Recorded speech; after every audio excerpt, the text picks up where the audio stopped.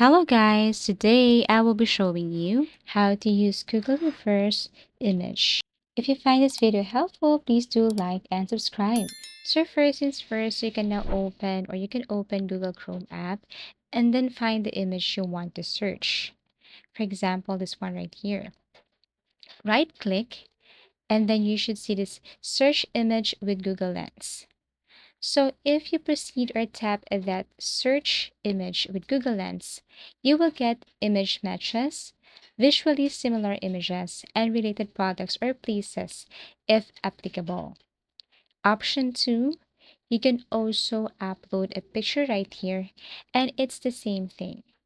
For example, this one, just look for the Google Lens, or let's just say Google Image Lens right here, and then it will take you directly to a site where you can see again related pictures.